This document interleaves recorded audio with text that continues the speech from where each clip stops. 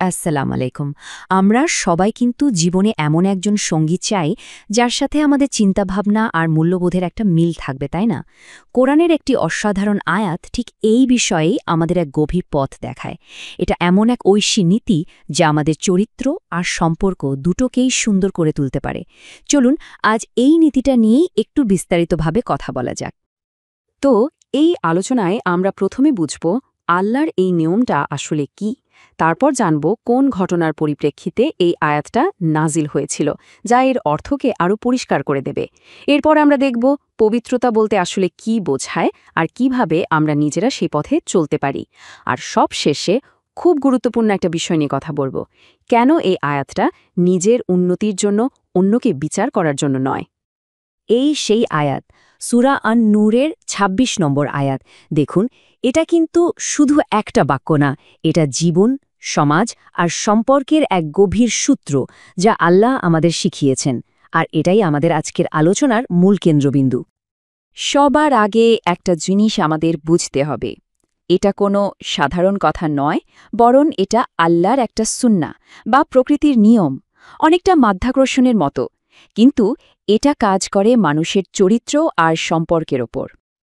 আয়াতের সহজ অর্থটা হল ভালো চরিত্রকেই আকর্ষণ করে, আর মন্দ চরিত্র টানে মন্দকে।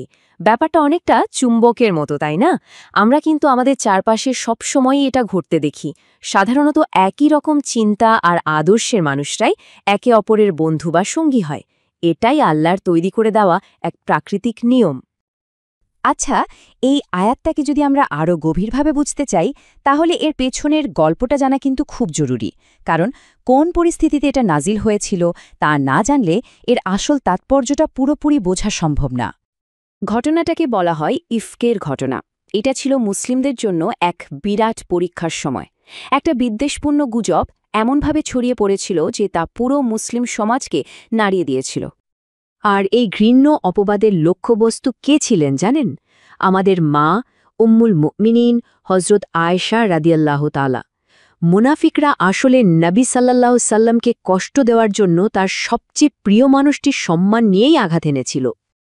ঠিক সেই কঠিন মুহূর্তে স্বয়ং আল্লাহ তাআলা তার নবীর স্ত্রীর সম্মান রক্ষার জন্য ওহী নাজিল করেন।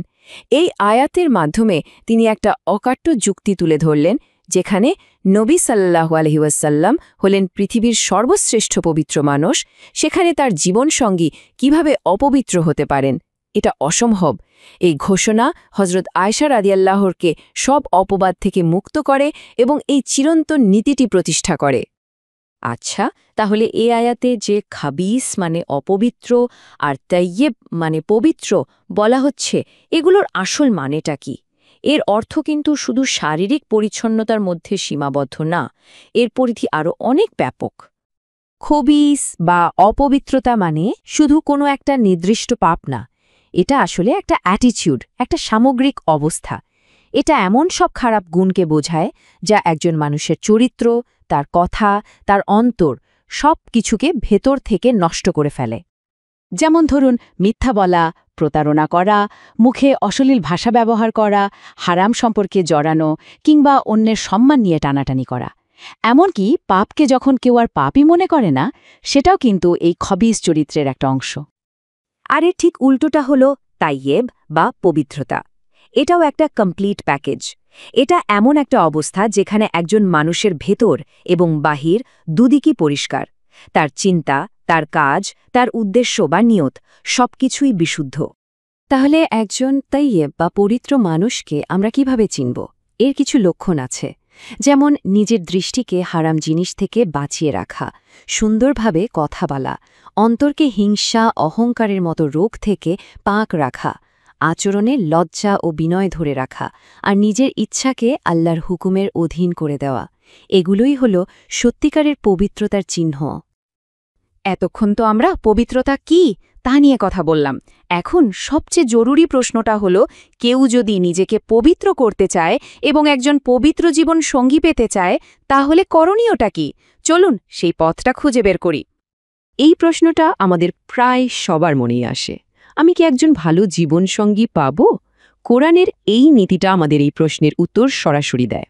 আর উত্তরটা কিন্তু বাইরে কোথাও খুঁজতে হবে না, খুঁজতে হবে নিজের ভেতরেই। তো পথটা কি? কোরআন আমাদের একটা অ্যাকশন প্ল্যান দেয়। আর এই শুরুটা কিন্তু অন্যকে দিয়ে নয়, নিজেকে দিয়ে।